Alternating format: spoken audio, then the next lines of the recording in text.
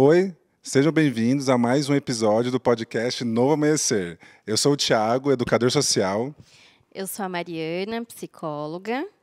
e hoje nós temos aqui duas mulheres incríveis, que eu vou pedir que elas mesmas se apresentem. E aí, como que vocês estão? Dani e Thaís. Olá, pessoal. Muito obrigada pelo convite. É um prazer imenso estar aqui com vocês, trocando, né? Tiago, a Mari, Thaís, um prazer imenso. Meu nome é Daniela, eu sou advogada. Eu atuo na cidade de Campinas e também em São Paulo, atendo demandas de violência doméstica, né? Embora esteja numa transição de carreira, ainda tenho alguns casos dessa natureza. Iniciei a minha atividade como advogada já pensando na atenção à família e também às mulheres, né? Sou promotora legal popular, então tenho essa afinidade com a causa, que foi uma questão, inclusive, que revolucionou a minha educação como mulher, como cidadã, como advogada, né? E, na época, como estudante de graduação também, me fez perceber algumas deficiências que a gente tinha dentro do curso. Então, foi muito importante para mim e venho atuando nessa área. Legal. Thaís? Primeiro, obrigada pelo convite. É sempre um prazer estar aqui no CPTI. Meu nome é Thaís, sou médica de família e comunidade. Hoje trabalho na Unicamp, né, com a tutoria de graduação em residência médica lá. Mas eu acho que esse trabalho em saúde da mulher veio como antes, né, de estar na Unicamp. Eu era médica do Cândido Ferreira, nos equipamentos do consultório na rua e do CAPS Álcool e Drogas. E durante esse trabalho no consultório na rua, no CAPSADE, acabei fazendo meu mestrado com pré-natal, né, dessas mulheres, em uso de crack, alto grau de vulnerabilidade social. E depois fiz um trabalho no Coletivo Feminista Sexualidade e Saúde, que é uma ONG de direitos sexuais e reprodutivos e justiça reprodutiva lá de São Paulo. Então, acho que desde então fiz essa transição de carreira e trabalho, mesmo dentro da universidade ou fora dela, só com projetos relacionados à saúde da mulher também. E é sempre um prazer dividir a mesa com a Dani e esse convite para falar sobre esse assunto que eu gosto muito. A gente que agradece, né, vocês terem aceitado e poder estar aqui hoje com a gente, trocar um pouquinho, né? Acho que é sempre nesse viés de troca das diferentes vivências, né? Hoje, então, a gente está falando sobre os direitos das mulheres, né? Esse é o tema do nosso podcast. E a gente queria saber primeiro por que vocês toparam, né, vir também, né? Qual que é a importância que vocês, hoje, nesse momento, visam, né? Veem como uma importância de um podcast sobre os direitos das mulheres, né? Por que estar aqui e falar sobre isso? Bom, perfeito. Acho extremamente importante colaborar com o que eu faço com relação a esse tema, assim como outros temas, né? Primeiro, pela minha condição de mulher e de entender que dentro do sistema de justiça existe uma forma de tratativa diferente em relação às mulheres, não só no sistema de justiça, mas em outras profissões, em outras áreas, e a gente identifica esse problema não a partir de um ponto de vista pessoal, mas entende ele como estrutural. E eu demorei para entender essa questão estrutural, e agora que entendo, que tenho a oportunidade de trabalhar com isso, eu acredito que é extremamente importante fortalecer lugares, pessoas que façam esse debate, porque isso me ajuda pessoalmente e nos ajuda coletivamente a seguir melhor como sociedade. Então, eu estou sempre à disposição para contribuir e parabenizo demais a iniciativa. Eu acho que, primeiro, é engraçado, né, falar sobre direitos e convidar uma médica, mas, sendo da saúde, eu acho que a gente precisa entender de maneira muito profunda a discussão de rede de seguridade social, né? Essa perspectiva da seguridade social que vai incluir tanto a saúde, a assistência social e a previdência social, né, esses três braços da seguridade, e eles dialogam muito, né? Como é que a gente fala de saúde sem falar de assistência social, sem falar de previdência social? Como é que vai falar de previdência sem falar de saúde, de aposentadoria ou de auxílio-doença? E a assistência social permeando esses dois, a seguridade e a saúde de uma forma muito profunda. Acho que vem para cá porque eu tenho no CPTI e na assistência um grande carinho histórico de trabalhos antigos, né? Já trabalhei com o CPTI em vários outros demandas da vida, seja da vida como médico assistente ou como profissional do SUS que vem contribuir com o SUAS. E acho que isso, para falar de saúde da mulher especificamente, é um prazer maior ainda, porque é uma militância, um projeto de vida. E dentro da Defensoria Pública tem até a EDEP, né, que é a Educação em Direitos. Do mesmo jeito que a gente fala de educação em saúde no SUS, a EDEP da Defensoria Pública fala bastante de educação em direitos, que foi um trabalho que durante a época do mestrado eu tive bastante. Eu acho que é isso que vai mudar o mundo, aumentar a consciência política das pessoas, a consciência de ter acesso aos direitos, né? Direito é uma coisa que se conquista não só no macro, mas no micro, né? Fazer essa rede de direitos operar, ela é muito desafiadora, qualquer profissional da ponta sabe disso. Então, acho que é esse debate que precisa estar sempre quente, sempre é quente.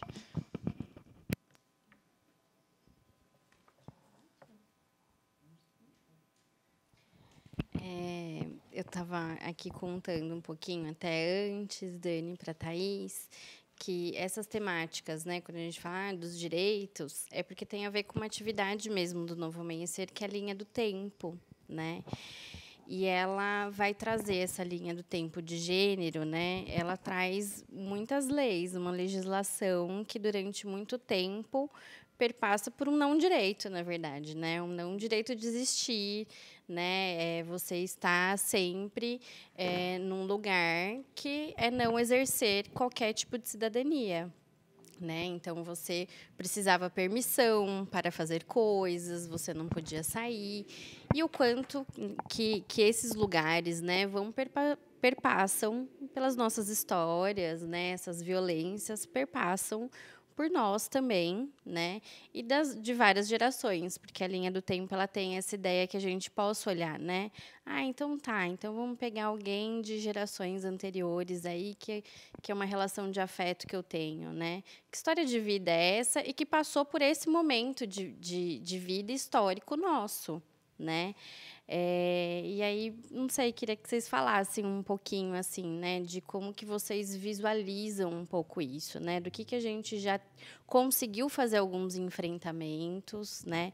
Hoje a gente fala assim, não, a gente sai, a gente está aí, né, com mestrado, doutorado, trabalhando, estamos na ponta também, conquistando alguns lugares, mas, por outros, a gente sabe o quanto que, em alguns momentos, né, tem retrocessos ou o quanto é difícil ainda garantir algumas coisas, né? Seja num atendimento, ou seja na saúde ou no direito, né? Em diferentes políticas, né? E aí eu queria ouvir um pouquinho vocês, assim, como é que vocês veem isso do lugar hoje que vocês estão atuando, né? Perfeito. A linha do tempo, assim, interessante colocar isso, porque é importante a gente analisar a questão dos direitos da mulher também com base numa linha do tempo, né? Porque nós saímos de um lugar no Brasil onde a legislação ela legitimou por anos com que a mulher tivesse numa condição de absolutamente um não ser de direitos, como foi muito bem colocado, né?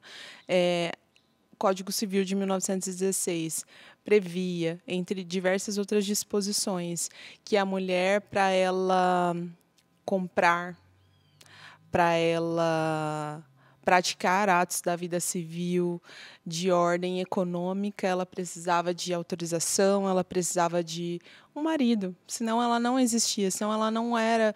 Como que a gente se imagina hoje? É muito estranho, né? Nós que alcançamos esse lugar de conseguir estudar, de conseguir ter uma carreira, de conseguir trabalhar, etc. E, às vezes, isso também acaba contrastando com uma ideia de dupla jornada, de sobrecarga, enfim.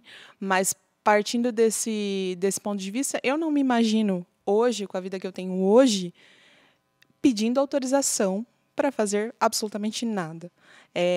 E é muito recente, é um passado muito recente que a gente está desconstruindo agora.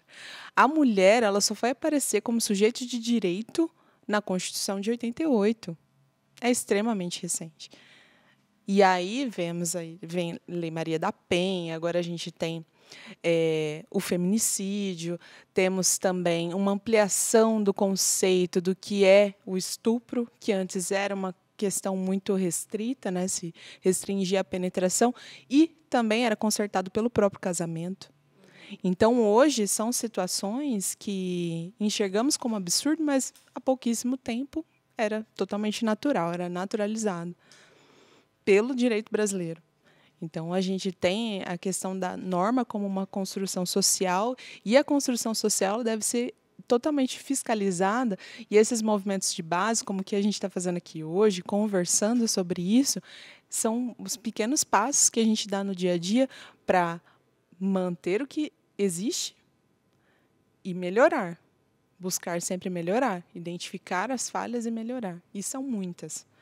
Mas acredito que, saindo desse ponto onde precisamos de autorização para tudo, hoje a gente tem uma perspectiva melhor de construção, e a gente tem o Estado brasileiro assumindo assumindo que existe um problema. Não dá para falar em assumir totalmente a responsabilidade, falta melhorar muito, mas assumiu que existe um problema e está criando medidas legais para tentar consertar isso. Ai, tem tanta coisa. Acho que só dialogando um pouco com a fala da Dani, né, que foi tão rica. Eu lembro que eu estava presente quando foi aprovada a lei do feminicídio, que foi em 2015. Eu estava em Brasília lá, fazendo outras coisas, no mais médicos, assim. Mas essa lei eu quis estar presente, assim. Foi uma lei da deputada Maria do Rosário, do PT. E foi na mesma semana que ela sofreu uma violência falando que ela não seria estuprada porque ela era feia. Então, ela conseguiu essa aprovação para a lei num momento muito próximo. Assim. Não sei se foi na mesma semana, eu sei que no dia da votação dessa lei, como era uma proposta dela, teve um ato, né, contra esse negócio não te estupro porque você é feia, ou não te estupro porque você não merece porque você é feia. Né? E até a tipificação do feminicídio era considerado crime passional, e crime passional atenuava a pena. E hoje o feminicídio aumenta a pena. Então, a gente pensar... E, gente, 2015 é ontem, eu acho. Então, que até 2015, uma mulher que era morta pelo seu ex-companheiro, esse ex-companheiro tinha a pena atenuada por crime passional. Né? E essa ideia da mulher como sujeito de direitos, né, muito recente. Eu gosto muito, um trabalho que eu trago bastante, né, do ponto de vista de militância, sobre trabalho e saúde menstrual, que eu acho que é uma coisa que eu posso contribuir um pouco.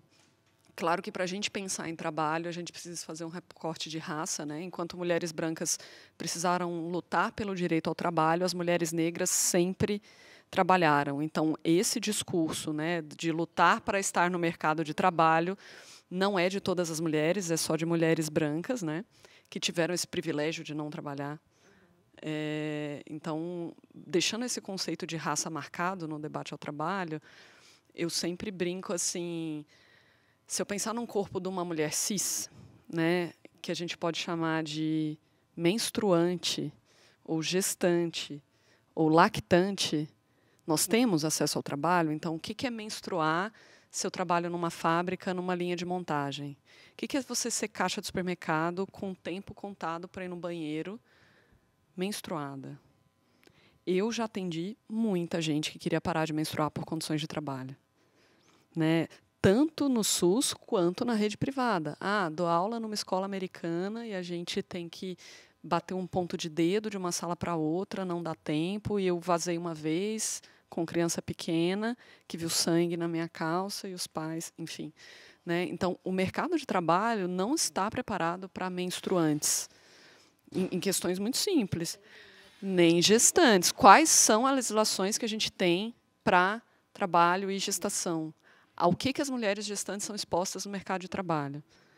E como é que a gente faz a política de aleitamento materno? Então, eu tenho o SUS, que fala que o aleitamento materno exclusivo precisa ser feito até 6 meses, e eu tenho uma legislação de licença maternidade de 4 meses, né, para quem é CLT, se ela tivesse acesso, e o quanto a gente regrediu um pouco na licença maternidade. Então, a gente foi para o mercado, mulheres brancas foram para o mercado de trabalho cípero não útil, né? Sim, mas não muito.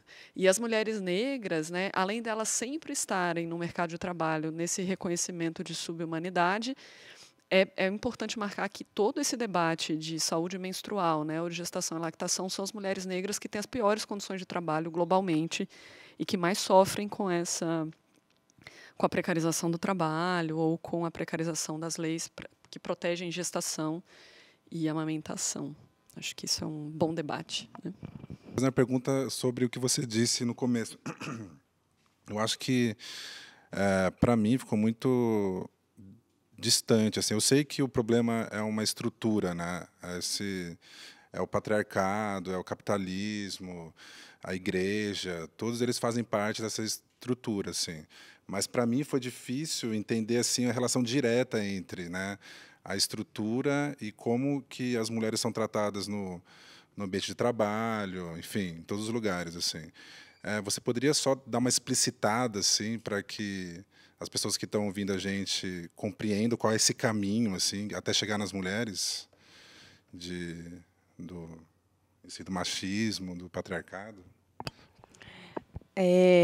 Partindo até do meu ponto como trabalhadora, né? Como trabalhadora e também partindo da sua fala como mulher negra, quais os desafios que a gente tem e como que essa estrutura perpassa a nossa vida, né? Na minha condição, por exemplo, eu atuo como advogada. Eu já tive a situação de chegar no fórum, por exemplo, e passar em uma vara de violência doméstica, vara única, no caso aqui em Campinas, e ser confundida como uma pessoa que, assim, não sou lida como advogada, né? Isso já é uma questão de pessoa negra, né? Isso já passa a dificuldade de acessar os prédios do fórum. Hoje até tem um pouco mais de abertura, porque tem algumas atividades em comissão, então isso as pessoas acabam conhecendo, né? Você está ali no dia a dia, mas ainda assim, no início, a minha rotina como trabalhadora foi marcada por essas situações. Contratação de um profissional. Quem é no imaginário, a pessoa que vai te representar no imaginário popular é um homem branco. Não é uma mulher negra que vai fazer a representação jurídica das pessoas. As pessoas não procuram esse tipo de perfil. Acaba sendo uma indicação, acaba sendo uma outra situação da vida que levou a conhecer aquela profissional, mas sempre acaba tendo um pé atrás. E isso é muito, muito complicado, muito lamentável, né? Mas as pessoas se sentem... Já passei por atendimentos que a pessoa, depois eu soube, olha, está sendo orientada por fulano. Nada contra, mas o perfil é diferente. E eu estou falando e orientando a mesma coisa. Então, essa questão da violência, de você preferir a contratação de homens a mulheres, sobretudo se forem homens brancos, é o perfil ali da advocacia, é majoritariamente quem está na advocacia hoje em dia, e as mulheres negras elas acabam sendo preteridas nessa questão, além de não figurarem no imaginário popular como uma profissional que seria tecnicamente capaz de fazer a representação jurídica de uma forma plena, né? Então, isso perpassa na questão da contratação, na questão da leitura social. Na advocacia, as mulheres antes tinham dificuldades até de engravidar. É muito recente você ter uma normatização, uma regulamentação do afastamento da mulher advogada gestante, porque os prazos continuam. A gente tem o recesso durante 30 dias no ano, né, que eu fico livre ali dos meus prazos, que eu não tenho nenhuma implicação profissional por não responder a um prazo processual, mas antes isso não existia. Essa pausa não existia, não se pensava nas mulheres que precisavam amamentar, por exemplo. Isso é recente para a advocacia. E isso só aconteceu porque as mulheres começaram a ocupar lugares dentro da advocacia. Elas começaram a ingressar nos cursos, elas começaram a ingressar também nas organizações, na própria organização interna da OAB para mudar as coisas. Mas antes não tinha. Muitas advogadas engravidou, parou de trabalhar. E a maioria são mulheres autônomas. Como que faz? Né? É necessário, por exemplo, para a nossa função, recolher INSS, né? Inclusive é uma contribuição obrigatória, né, para qualquer pessoa que tenha renda, mas, infelizmente, pode não acontecer com uma determinada profissional que ela não esteja tendo o retorno financeiro previsto. Se ela não contribui, como que ela vai ter ali o benefício previdenciário dela para ela conseguir maternar? Então, assim, falando de mulheres negras acerca da maternidade, se a juventude negra está sendo morta na faixa etária de 20 anos, se existe o genocídio negro, e de fato existe, como que essa mulher, mãe negra, tem direito à maternidade? Então, assim, não tem. Essas estruturas perpassam individualmente a vida das pessoas, das mulheres, sobretudo das mulheres negras, de uma forma ou de outra. Em algum momento da minha história, isso me encontrou como advogada trabalhadora. Pode ser que me encontre se eu maternar. Pode ser. Torcemos que não, estamos aqui para tentar debater para que isso não aconteça. E a gente está falando aqui de um maternar, né? E veio duas questões, assim, né? Uma, que é de composições familiares que a gente tem hoje e o quanto que é mais difícil ainda você conseguir depois ter a amamentação garantida, né? Enfim, e o quanto que perpassa por vários lugares, imagine por um pré-natal, né? E aí a gente vai falar de privilégios mesmo, de quem vai ter uma grana também para conseguir, né, ter uma gestação, enfim, ter um acompanhamento de repente, porque não é para todo mundo aí que a gente vai falar 2 mulheres vão ter um filho, né? Mas fiquei pensando, né, na sua fala agora também, Dani, numa questão que talvez até anterior a esse maternar, ou de uma amamentação que pode ser de 6 meses, mas ainda assim a gente sabe que é super pouco, né? De um acompanhamento, de uma necessidade de uma criança tão pequena. Mas fiquei pensando aqui o quanto tem um lugar que é anterior, né? O anterior de querer ou não maternar, se eu tenho este direito ou não, se eu fiz uma escolha ou não, se eu tive informação suficiente ou não. A gente tem a questão da laqueadura, de repente você pode falar um pouquinho mais, Dani, que é super recente também, né? Então, acho que a gente vai olhando vislumbrando alguns brilhinhos aí de conquistas também, né? Tantos temas, né? Se a gente fosse falar. Acho que a primeira coisa que me chamou a atenção na tua fala é o quanto a gente precisa entender que o debate da infância dialoga com a saúde da mulher. E não tem como fazer um debate de saúde da mulher sem fazer um debate sobre infância, né? Quando eu falo sobre vaga na creche, eu estou falando sobre saúde da mulher, eu estou falando sobre quando um Estado não oferece vaga numa creche, esse Estado está sendo um autor de violência patrimonial contra essa mulher, porque ele não permite que ela trabalhe, né? Então, a gente ter quanto das discussões em torno da infância, por muitos anos, não foram culpabilizantes em torno dessa mulher, como ainda hoje, né, os serviços que cuidam da infância têm um olhar para essa mãe, né? Então, acho que isso é um tema só que daria um podcast inteiro só para essa relação da maternidade com os direitos da infância ou a ausência de direitos na infância, né?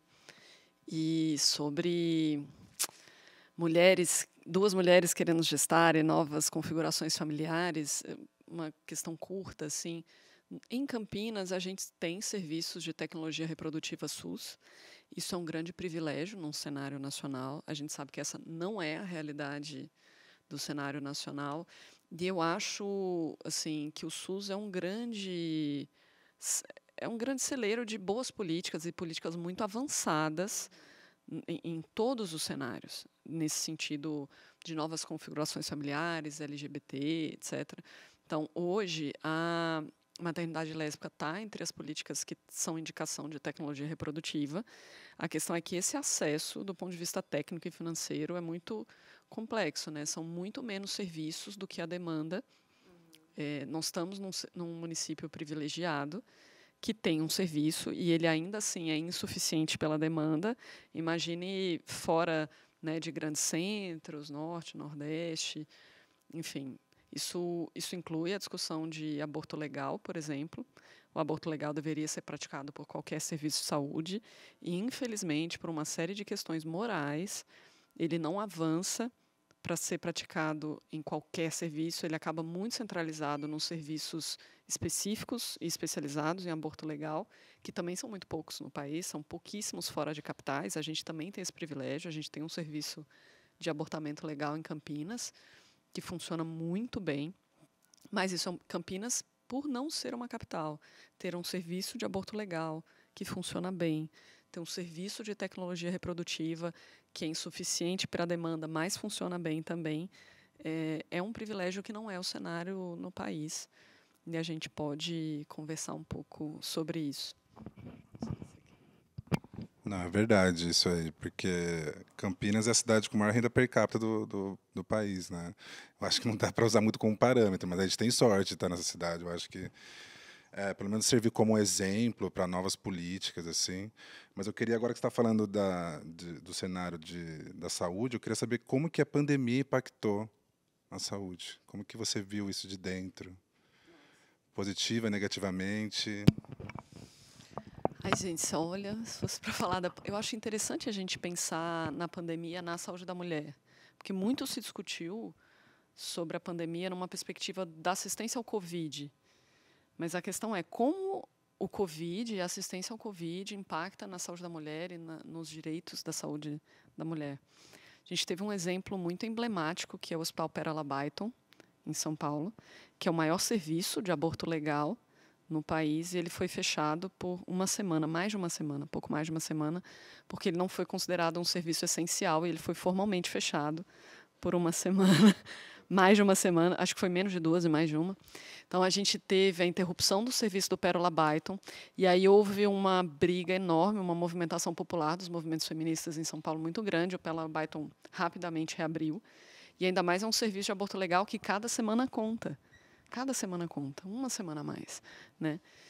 E acho que a gente não teve uma gestão central da pandemia, a gente não teve um ministro da Saúde e uma gestão central da pandemia que, de fato, desse diretrizes sobre o que, assim, não deu diretriz nem para a Covid e muito menos para as coisas para além do Covid, né? Então, coisas que nós vivemos. O que fazer com os pré-natais? Pré-natal é um serviço essencial. Isso as pessoas tinham um consenso, não teve uma formalidade do Ministério da Saúde. Mas, por exemplo, eu posso fazer pré-natal online, eu posso fazer teleconsulta de pré-natal, ou ele tem que ser necessariamente presencial? Qual que vai ser a diretriz do pré-natal brasileiro? Não teve um documento, cada município fez como achou que deveria fazer. Neste município, a discrepância entre uma UBS e outra era enorme sobre como estava lidando com seus pré-natais, fazia online, não fazia online. A gente teve a maior mortalidade materna por Covid, né, gestantes e puérperas por Covid do mundo, para além de um aumento enorme na mortalidade materna por outras causas. Então, a gente teve um impacto brutal e a gente não sabe como ficou o acesso à contracepção durante a pandemia também, né? Contracepção é um serviço essencial, renovar uma receita de anticoncepcional é um serviço essencial. Isso ficou a cargo de municípios e UBSs decidirem com as suas dificuldades. Então, acho que falar da gestão da pandemia, pensando não no Covid, mas nas outras gestões para além do Covid, assim, foi muito ruim. E a falta de uma política centralizada para isso, de um Ministério da Saúde que realmente pensasse nisso, eu acho que, no fundo, as pessoas não têm dimensão do quanto a ausência de gestão da pandemia impactou em mortalidade materna por Covid, em mortalidade materna para além do Covid, na gestação não planejada e não desejada por não conseguir acesso a meios contraceptivos, no aborto legal, enfim. Acho que a pandemia na saúde da mulher, ela foi muito brutal e ela não entra na conta, muitas vezes, uma mortalidade materna por eclâmpsia que não foi diagnosticada porque não tinha uma diretriz sobre como realizar esse pré-natal, não entra na conta das mortalidades da má gestão da pandemia ou das mortes por Covid, né? Para além da gente ter feito uma chacina de gestantes por Covid, né? Enfim, com índices muito maiores do que os índices internacionais. Não sei se você quer comentar. É lamentável, né? E pensar que realmente não tivemos o Ministério da Saúde e também não tivemos o Ministério da Mulher, né? Porque o discurso foi interrompido em menina usa rosa, menino azul, uma mistura de Estado e igreja. E, além de ser uma mistura ilegal, né? Nosso Estado é laico. Um discurso completamente confuso, carregado de inverdades, e isso prejudicou absolutamente, enquanto nós deveríamos estar discutindo a situação de mulheres em situação de violência doméstica e familiar que estavam ali isoladas, com pouca política de assistência vigente pelo estado de emergência que nós estávamos, infelizmente. Não houve também uma política centralizada do Ministério da Mulher para acolher, para dar o atendimento, para admitir a existência do problema, sendo que houve um crescimento dos dados de violência doméstica, dos registros, mas também não se deu a devida atenção, não podia juntar provas, tinha atendimento precarizado nas delegacias ainda mais, por mais que houvesse serviço da delegacia eletrônica, né, onde se presume que a pessoa pode, olha, vou tentar registrar aqui, vou solicitar medida de urgência, mas tem determinadas situações, como de violência psicológica, por exemplo, que você precisa dar um embasamento, ou as medidas também não vão ser deferidas. Vai acabar sendo uma discussão posterior. Porque existe o princípio da ampla defesa. É claro que não se pode, né, negar o deferimento de uma medida protetiva de urgência só porque não ouviu a outra parte. Isso não pode acontecer, porque é urgência. Mas a pessoa que recepciona aquele documento, ela vai fazer uma análise preliminar se aquilo que está sendo dito realmente tem a possibilidade de ser provado. E, infelizmente, o serviço da delegacia eletrônica falha nisso. Além, é claro, de não ser possível o registro, mesmo por essa via, para todas as mulheres. Né? Muitas mulheres, se você está sofrendo violência doméstica, dependendo do tipo, talvez você não tenha acesso a um telefone celular, você não tenha acesso a um computador. E isso tudo bem que eu não consigo pensar numa medida absolutamente efetiva para falar, olha, se fizéssemos assim, funcionaria totalmente, 100%. O problema anterior, o problema é que não foi discutido. Fora a questão, além do aumento, fora a questão da subnotificação, que deve ter sido imensa. E a que se deve essa subnotificação, você acha, assim, na sua opinião? Por que, num primeiro momento, acho que foi no segundo trimestre, não sei, no primeiro, que teve uma queda, né, nas notificações de violência. Aí depois voltaram a subir, não foi isso? Por que você acha que aconteceu isso? Acredito que esse movimento de aumento e depois de queda, a mulher ela está ali, ela continua ali. Ela continua vivendo aquela situação. Então, existe um momento que você pode até o recepcionamento da denúncia, né, você pode desistir, mas você continuando naquela situação isolada, sem contato com as pessoas, como ter força, né? Como ter rede para conseguir, porque é muito difícil uma mulher que está numa situação de violência doméstica e registra, né, uma mulher cis ou trans, porque a Lei Maria da Penha ela é aplicável também para as mulheres trans, e uma decisão recente do STJ, inclusive, é muito difícil você querer levar ao conhecimento de outra pessoa, primeiro fazer essa admissão de que eu estou num relacionamento abusivo, dependendo do tipo de violência, né, é mais difícil ainda de você compreender esse movimento, com todos os outros problemas do período, né, porque a pandemia ela só mostrou, deixou mais nítido ainda alguns problemas estruturais que a gente já tinha. Então, primeiro admitir o problema, depois tudo bem, eu registrei boletim de ocorrência, mas qual é o próximo passo? O Estado vai me acolher? Para onde que eu vou? Porque eu continuo convivendo com ele.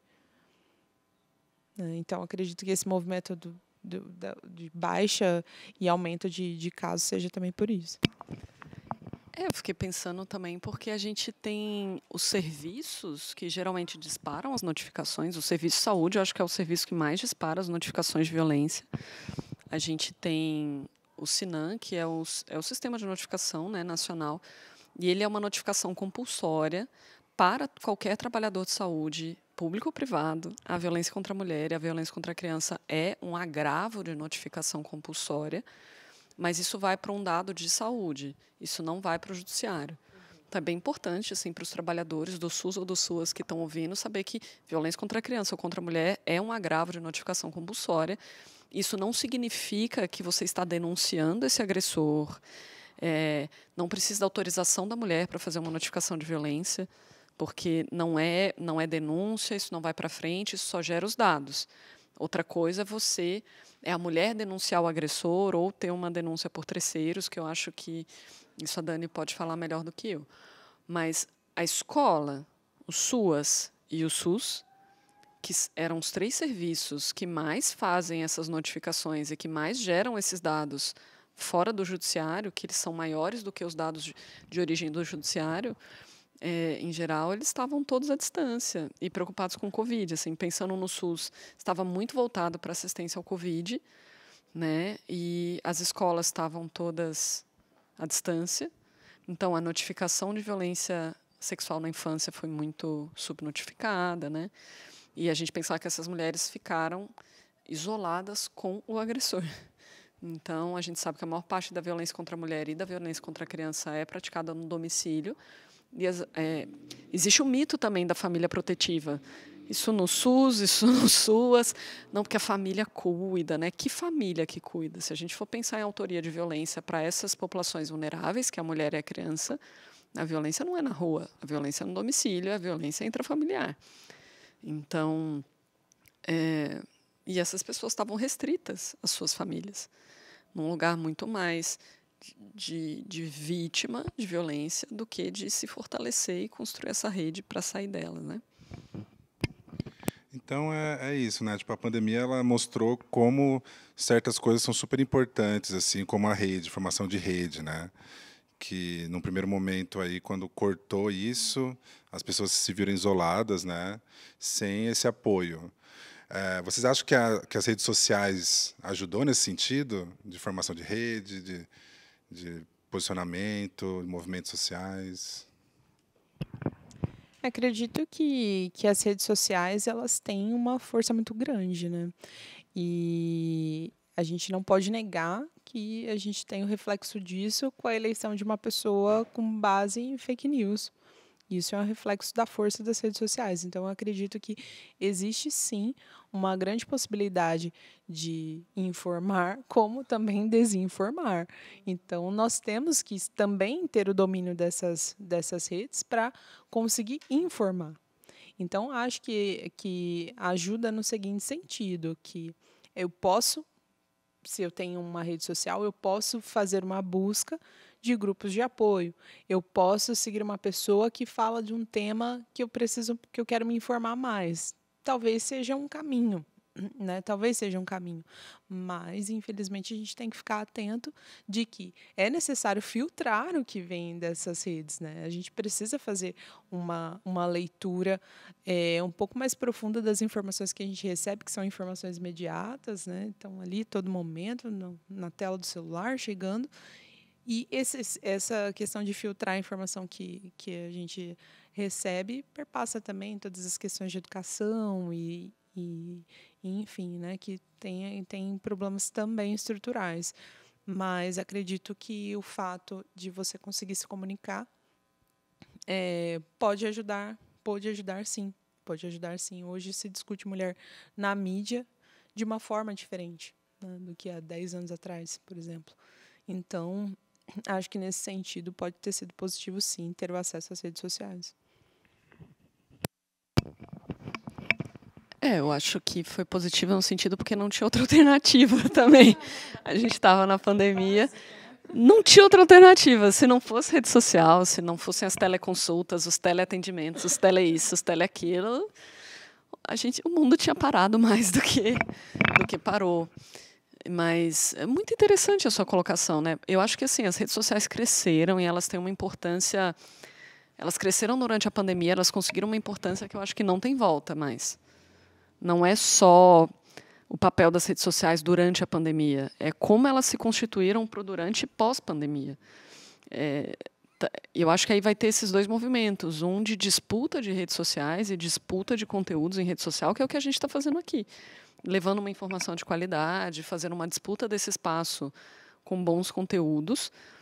E um outro que eu acho que também é uma solução, né, para esse problema, que é tirar as pessoas um pouquinho das redes sociais e voltarem para os encontros reais, né? Porque é isso.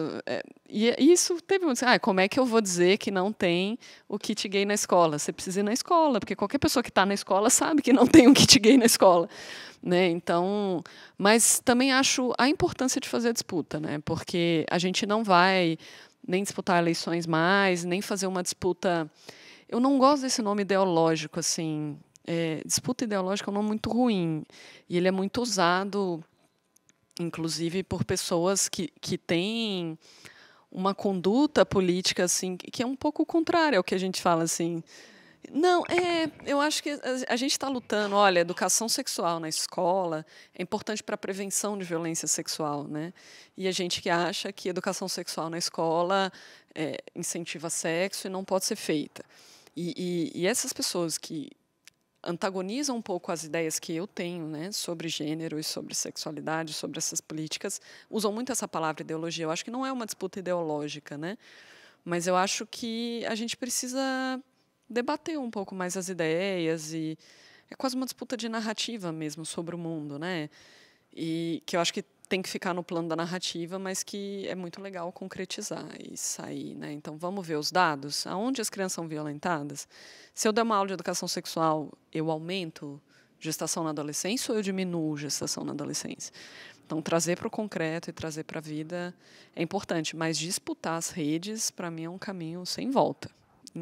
Felizmente também, porque o conhecimento pode chegar em muitos lugares, né?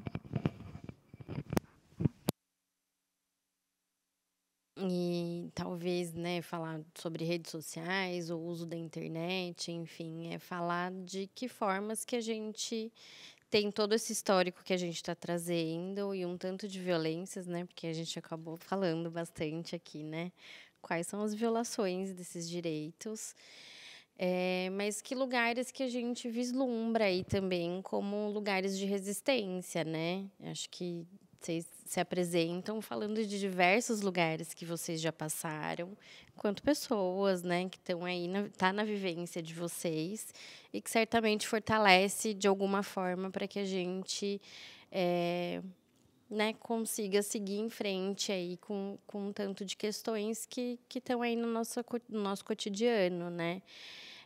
Não sei se vocês querem falar um pouquinho assim, mais de lugares que hoje vocês estão, que vocês entendem que apresentar mesmo, né? Acho que a Dani falou das PLPs, você falou de um coletivo também. Acho que é legal a gente poder falar disso, que são lugares que nos fortalecem, que dão outras perspectivas também, né? Porque falar de rede de apoio, eu acho que é isso, não é falar de família, não é falar de afetividade, né? E quais são essas afetividades que estão possíveis hoje para que a gente esteja aqui fazendo toda essa fala também, né? Não, é super importante. Eu acho que em algum momento, talvez cada um de nós aqui tenha se entendido como um ser coletivo, né?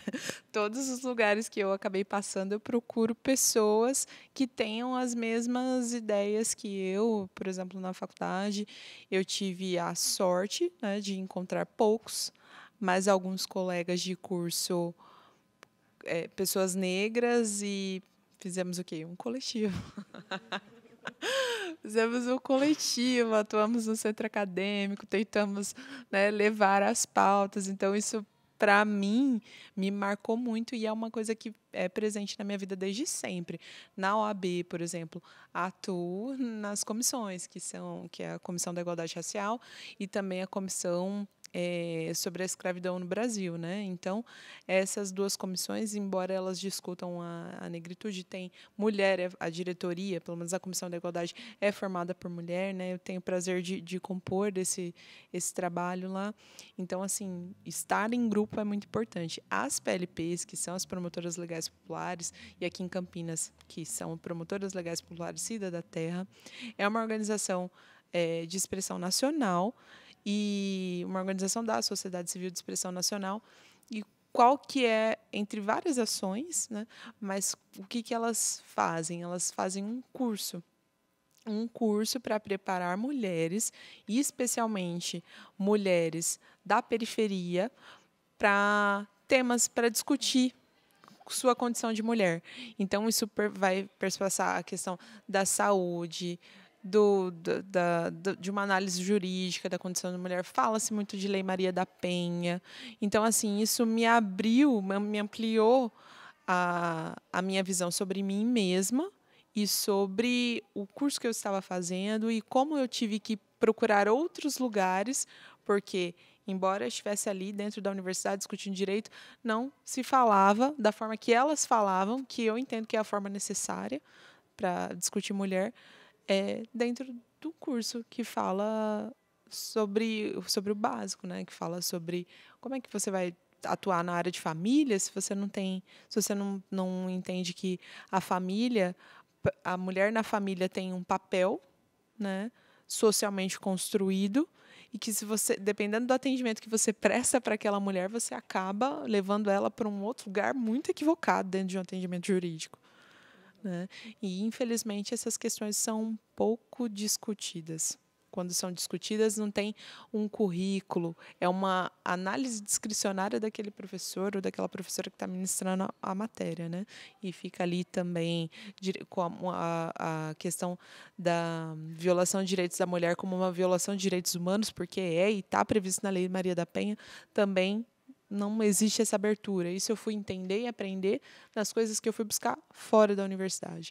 E isso é um grande problema de estrutura. Então, eu indico para todo mundo que conheça os trabalhos das promotoras legais populares da Terra, tem uma grande, com um grande carinho, um grande apego e emocional mesmo que eu falo delas, porque eu gostei muito e sempre que eu posso eu contribuo. Inclusive, elas tiveram uma campanha, né, porque fazem atendimentos em presídios de dignidade menstrual, junto com a OAB. Esses dias aí recolhemos diversos absorventes. É claro que isso é só a ponta do iceberg, né, mas conhecendo algumas problemáticas do cotidiano das mulheres que estão em situação de cárcere, essa também é uma medida que humana a se fazer, né? Humana. Então, eu acho que é um trabalho muito importante e é desse lugar que eu quero estar, desse lado da história que eu quero estar.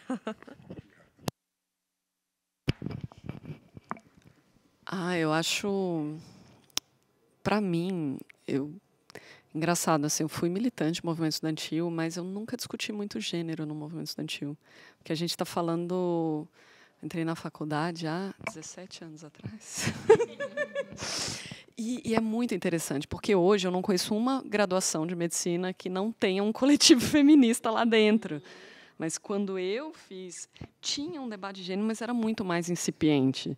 E eu ainda fui de uma geração em que o importante era fazer a revolução. Assim. Então, e eu fui, claro, eu lembro, eu participei muito de projetos de extensão durante a faculdade, e eu fiz grupo de mulheres na comunidade, mas não no movimento estudantil. E muito num espaço em que, não, com essas mulheres a gente vai conseguir discutir questões mais econômicas, né, e questões mais de macropolítica. Ainda que a gente... É isso, existia o debate de gênero, mas muito, assim, se eu estou falando de 15 anos atrás, muito diferente do que é hoje. Isso é um avanço muito grande, né? E aí fui entrar no debate de gênero de maneira muito mais intensa pós-faculdade, quando eu vou para o coletivo. Acho que quando eu entro no consultório na rua trabalhando, assim, como trabalhadora, mas isso era, para mim, foi um atravessamento muito grande atender essas mulheres. Eu falava, meu Deus. Nossa, eu lembro, nunca vou esquecer de um atendimento que eu fiz, assim, de uma usuária, e ela foi agredida com um pedaço de pau na minha frente. Eu falei, meu Deus, esse homem está fazendo isso na frente de um médico. O que acontece? Eu lembro muito, eu fiz uma internação involuntária dessa paciente. E, para mim, foi uma crise absurda. Eu falava, meu Deus, eu vou internar involuntária, a gente não é antimanicomial, mas assim, essa pessoa está... Eu vou o quê? Assistir ela apanhar e ir embora? Eu não vou fazer nada? Muito complexo, assim. E aí entro no Coletivo, que é uma ONG por direitos sexuais e reprodutivos, fundada no Brasil em 1981, com atendimento a mulheres desde 1984. Então, a gente está falando de uma ONG que é pré-SUS, inclusive, e que é mais antiga do que o SUS e se mantém em São Paulo, bastante atuante, com trabalhos diferentes, né? Já teve mais financiamento público, menos financiamento público, mas continua com ambulatório. Ela foi fundada junto com uma outra ONG em Recife, que é o SOS Corpo, que tem um trabalho incrível também. Quem for do Nordeste quiser conhecer o SOS Corpo. Hoje eu não atuo mais no coletivo formalmente, nem atendendo, nem para trás. Estou no GT de mulheres da Brasileira de Medicina de Família, mas eu acho que o tema de gênero hoje ele ocupa meu dia inteiro. Assim, é a minha pesquisa de doutorado, são as aulas que eu dou na graduação, são as coisas que me convidam para fazer, como um podcast. Então, acho que ele hoje me atravessa 24 horas. Assim. E é isso, esses espaços nos fortalecem sempre. Eles podem ser formais ou eles podem ser informais, né? Quando você fala da rede e quando a gente fala de assistência, para mim a primeira rede é uma rede informal. A primeira rede de atendimento contra a violência à mulher é o SUS? Não, é sua vizinha, né? Assim, primeiro é sua vizinha, é uma irmã, então você tem uma rede informal e tudo isso nos fortalece também, né? Ter uma comunidade em torno de você para se fortalecer, ter um espaço religioso, e por isso que esses espaços religiosos são tão perigosos, assim como as redes sociais, porque eles são, sim, uma rede, e eles ajudam e eles fortalecem.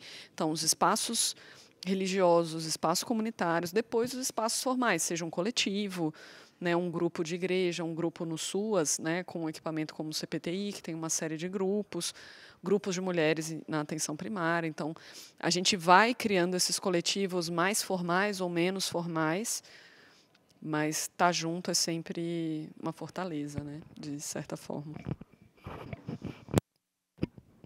Bem legal isso que vocês trazem do coletivo, né? Que eu acho que o pessoal está falando bastante isso. Eu acho que pela luta dos povos originários, né, dos indígenas, pelas religiões de matriz africana, que também vem surgindo aí. E por muito tempo eu acho que eu fui numa exposição do Darwin lá que está tendo no Sesc, e aquele lance da competição, né? Tipo, a competição é que faz a gente ficar mais forte, a competição é que faz evolução. E eu acho que não, né? Acho que não. Acho que está provado aí que a cooperação é que faz a gente para frente, né? Eu acho que a gente viu há muito tempo essa parte da competição, mas ela se exauriu a um ponto em que o planeta está pedindo, né, um tempo. E a gente está entrando nessa fase agora de cooperação. E o nosso projeto ele traz muito isso, né? De formar uma rede, o afeto como uma tecnologia, né? Criação de vínculos. Tudo que a gente faz aqui no CPTI também tem a ver com isso, né? De criar uma rede. E além disso, também a gente tenta desconstruir, né, esses conceitos aí de o machismo, o capitalismo, porque eu acho que a partir daí é que a gente vai conseguir construir coisas novas. Então foi muito legal ter vocês aqui para ajudar a desconstruir um pouco, né, esses conceitos de de machismo, do sistema, de uma estrutura que é muito maior do que a gente, né? E aquilo que você disse, Dani, contra uma grande estrutura. Antes eu falava assim, contra um grande mal, né? Mas acho que tipo mal, bem, acho que meio. Mas contra uma grande estrutura a gente só consegue através de pequenos atos, né? Pequenos atos, pequenas redes, pequenas entrevistas, podcast que a gente está fazendo aqui. Então essa é a nossa tecnologia. A gente traz para informar as pessoas, porque só a partir daí que a gente vai poder desconstruir tudo isso, né? E eu queria agradecer vocês por terem vindo aqui. Foi muito legal mesmo. E, Mari, quer falar mais alguma coisa? Você começou a falar da competitividade, achei que você ia falar da competitividade entre mulheres, né? Porque é um rolê também que a gente tem que discutir o tempo inteiro, né? Como é que a gente se vê, como é que a gente, de fato, se fortalece, né? Que a gente possa, de fato, estar aí juntas sempre em todas as discussões e nos enfrentamentos, porque eles são diários mesmo, né? Já que nós é bruxa, nós é as loucas, então que seja tudo junto, que fortalece mais ainda. Acho que é isso, gente. Obrigada. Não sei se vocês querem trazer mais alguma questão, mas acho que a gente pode ir encerrando. Acho que foi muito bom. Obrigada mesmo. Eu que agradeço. Exatamente essa questão da competitividade entre mulheres, ela tem que ser conversada. A pessoa que quiser competir comigo, gente, perdeu antes de começar, porque eu não faço questão alguma. Só quero trilhar meu caminho, ser feliz. E eu que agradeço. Acho que é um trabalho de base aqui importantíssimo que vocês estão fazendo. E legal conhecer dessa forma, já sendo convidada aqui para conversar, através da Mari. E foi muito legal e eu considero um prazer imenso. E lembrando, né, as mulheres que possam estar aí nos ouvindo, nos assistindo, que é importante buscar uma rede de apoio, é importante buscar informação. Aqui em Campinas a gente tem o CEAMO, né, que é um órgão de atendimento multidisciplinar que oferece atendimento jurídico, social, psicológico para mulheres que estejam em situação de violência. Tem o 180, que é a Central de Atendimento à Mulher, tem o Disque 100. Aqui, para quem já tem registro de boletim de ocorrência, tem o programa Guarda Amigo da Mulher, que é um programa da Guarda Municipal de Campinas. Então, assim, busque informação. E é preciso se fortalecer para denunciar e romper o ciclo de violência. E os serviços, embora com muitos desafios, eles existem. E começa pela vizinha, né? Procura a vizinha, vamos conversar. Vou aproveitar, já que vamos fazer uma propaganda do SUS também. O SUS também é um serviço de apoio à violência. Uma coisa que eu gostaria de deixar claro também, o SUS tem pílula dia seguinte gratuita em todas as UBSs do país. Isso é uma coisa muito pouco falada, as pessoas não sabem. E os próprios profissionais do SUS ficam com medo de, porque se a gente divulgar, elas vão aqui pegar todo dia. Se elas vierem pegar todo dia, elas vão estar aqui, e aí você vai sentar e vai fazer uma contracepção. Enfim, as pessoas têm um medo de discutir. Então, o SUS ele tem um apoio para as mulheres vítimas de violência do atendimento médico, do atendimento psi, seja no centro de saúde, seja no CAPS. Ele pode encaminhar para o SUAS. Então, tanto no SUS quanto no SUAS tem atendimento para as mulheres vítimas de violência. Elas têm, quando você sofre violência sexual, você tem direito à contracepção de emergência, você tem direito. E a contracepção de emergência não só para violência sexual, a contracepção de emergência é para qualquer relação sexual. Ela está gratuita em qualquer posto de saúde para você pegar na hora. O aborto legal para as mulheres vítimas de violência, isso inclui estupro marital, isso inclui estupro de vulnerável. A gente pensa muito ou na criança ou numa mulher com deficiência intelectual, né? Mas também estupro de vulnerável sob uso de substância. Nunca vou esquecer, Verônica Alencar, que foi a ginecologista que estruturou o serviço de violência de Campinas. Eu acho que foi uma aula dela mesmo, se não foi dela, enfim, estou dando crédito para essa mulher maravilhosa de uma aula que não foi dela, mas que botava uma mulher numa UTI, assim, sedada, falava assim, pode transar com ela? Pode comer? Não pode. Por quê? Porque ela não tem nível de consciência para expressar consentimento. Aí depois colocava uma mulher escornada na balada, assim, muito bêbada. Falou assim, pode transar? Não, porque ela também não tem nível de consciência para expressar consentimento. Então, relação sexual que você teve sob substância, né, álcool ou outras drogas, é estupro. E têm acesso a todo o serviço de aborto legal e de violência sexual que nós temos a curto, médio e longo prazo, assim como estupro marital, né? Não é porque é seu marido que pode ter relação sexual com você quando você quiser. E o SUS está aqui para isso e a gente está aqui para se ajudar. Acho que é isso.